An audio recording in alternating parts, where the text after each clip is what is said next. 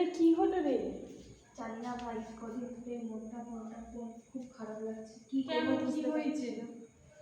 লাইফে এত প্রবলেম হচ্ছে না, কি করে বুঝি কি হচ্ছে আমি বুঝতে পারছি আরে চিন্তা করছিস কেন? আছে তো, উনি আছেন। কে? যিশু। এই আমাকে উনি হলেন আমাদের ঈশ্বর, যিনি জলের মধ্যে হাঁটতে পারেন, ভাঙা মনকে জুড়তে পারেন। আমি কি তার কাছে যেতে পারি?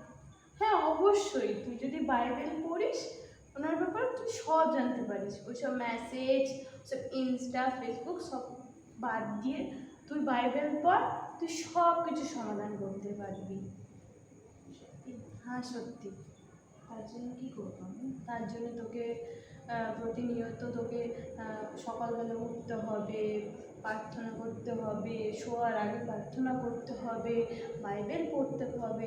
তারপর তো তুই বুঝতে পারবি ঈশ্বর মাহাত্ম্য কত, উনি কত বড়, উনি আমাদের কাছে কতটা শ্রেষ্ঠ।